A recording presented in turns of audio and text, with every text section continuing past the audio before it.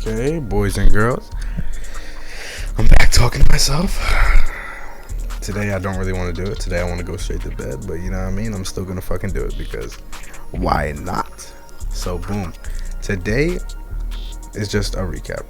This is of course day one of the journey of getting to consistent payouts. And the first month of the journey is paper trading. Yep. Holy shit, I just put a bunch of oil in my hand. I have eczema, but alright. So, took 3 trades today. Let's just go over them and why I took them. So, first, it's Sunday. Had a breakout. Jesus.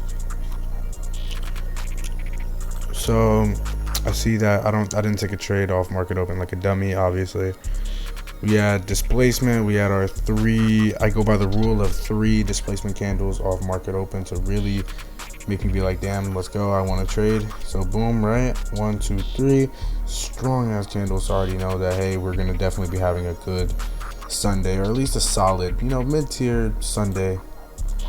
You're gonna get some points, gonna get some money, and not like the New York session, but we could find something, and looks like we did, obviously, in the long term. But first trade, oh my goodness gracious, my computer is still loading. Need some more energy, but I just ate a bunch of food for Super Bowl. I wish I bet, because I knew the Seattle Seahawks were gonna win.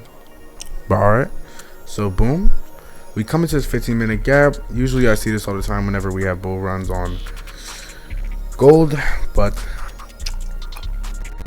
I should have listened to that 4-hour gap. All this really was scary because it's 4-hour gap. But I should have seen that we were. I don't know. It's just, I don't even think that was the reason. I think it was just too early to get in the trade. Usually gold with missing out on trades or just being, gold is simply just being at the right time. Like you could see everything. This could have hit. This could have hit. Usually I feel like a regular index, or at least a not so manipulative volatile index, would probably just drop all the way down. Maybe a few manipulations at the midpoint, and then as soon as we fill it out, then we go up. But not like manipulation like this. For me, like you hit it, fill it out, and then we just boom right here. It's where I think I entered the first time. No, it was a 2-minute.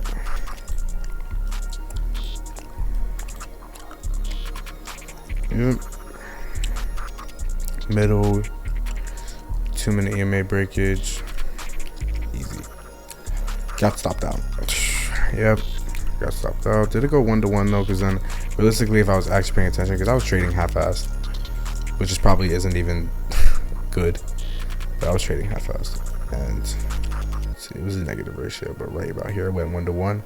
Would have set my stops around there.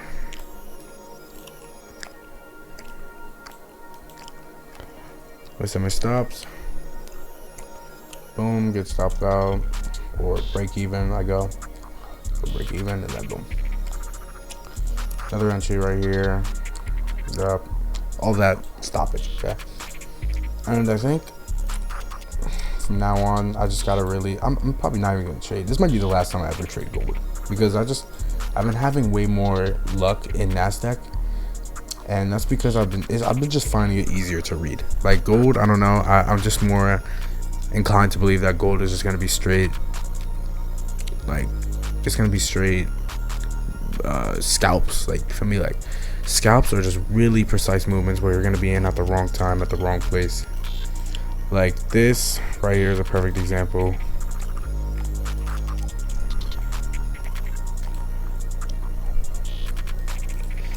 And I think I should just switch it up and just wait for everything to get filled out.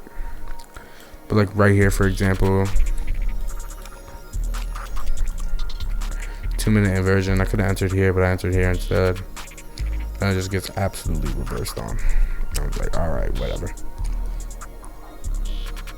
Sweep. Plus filling out the 30-minute. Then I got in again. And this was my winning trade right here. But yeah, so the first trade I got in was because we filled out the 15-minute and we got a 2-minute EMA breakage. but obviously price wanted more. We hit the Fibonacci like plenty of times up here, and we just reverse, and then let me actually try to understand what I'm saying. I'm so tired, I'm sorry.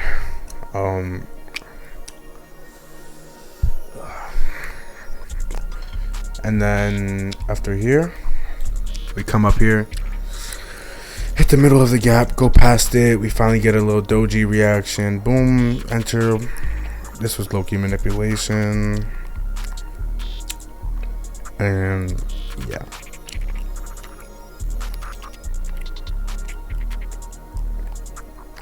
We could have honestly went to the 1 minute, entered.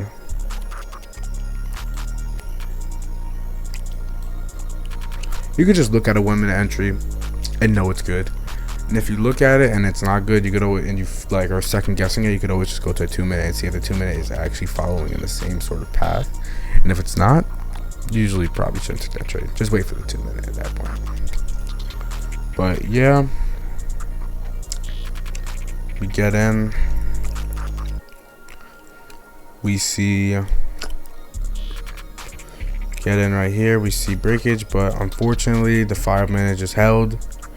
We didn't inverse it, and we ended up reacting to it and dropping. Luckily though, if I was trading for real, which is still not good, I should not be using that as an excuse, but if I was trading, I would have just went break even. Like if I entered around here, I would have went break even as soon as we hit that 5 minute break even. But it's all right. I was trading with my dick in my hands, excuse my language, because we were at Super Bowl. Now this was the winning trade that I got in, and I shouldn't have reset my account because I'm trying to make $8,000 before the year ends with 3 micros.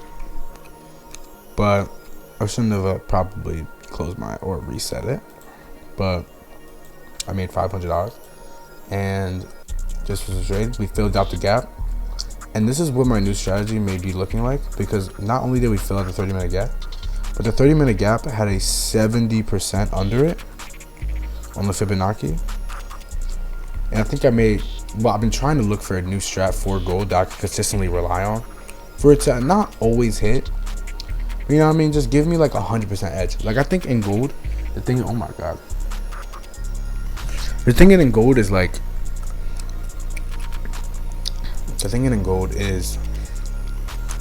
there's so many fake breakouts and so many fake bull crap in gold because it's just so, I don't know, gold is not like NASDAQ. Especially in Asia session. Maybe in New York session it's different, but in Asian session, not the case. Asian session, you always want to have that precise entry because everything is scalps, okay?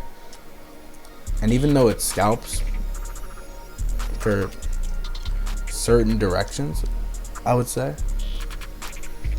the moves that go into continuation, go in that big long, big short, are usually always at precise moments. I mean, maybe you'll catch a midpoint being hit, but for the most part, it's always just precise. Like with the gaps, it's always being filled out, and it usually doesn't even happen in a moment. It may happen, sweep it again, but still hold the gap. Doesn't get fully inversed. Maybe it will get inversed, but then later, but still it's in that price range, and then it'll shoot up. So the thing is with gold, just be very precise. And I think my new strat may simply just be Fibonacci's at the bottom of a gap. Like if the Fibonacci is not hit at the bottom of a gap, I can't take the trade. And usually most of the time, I won't even be in the opportunity because I will not trade gold. I only trade gold now Sunday night. Okay, like that's it. And maybe like Monday morning, I don't know. But then again, I feel like gold's Monday mornings are kind of choppy too. I think that's like in gold morning, and any morning session on a Monday is just choppy, unless we got like news in the morning. But yeah, so honestly, yeah, I may just only be on filling out gaps. I think that's my only move from now on. Just filling out gaps. Obviously 15 minutes, yeah, I mean, we'll see how they react. Usually if they're slow, we'll just wait for the midpoint to get hit. But like right here, this trade smacked, went through, no complaints. Could Giannis stop that right here? Who knows? But anyways, gets hit, boom, and then we could back test that, honestly. I'd still be in the trade, honestly, if I'm being real. No, actually, I would take it up to the Fibonacci because that's where we get a retrace, right?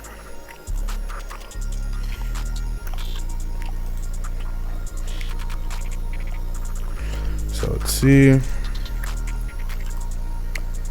That's $1,000, and we're risking $600. And let's see.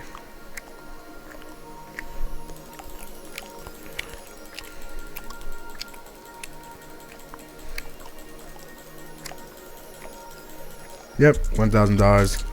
Easy with 3 micros, by the way. 3 micros, and we're only expecting to make 500. But we're not worried about what we're making. We're just trading. Okay. So, anyways,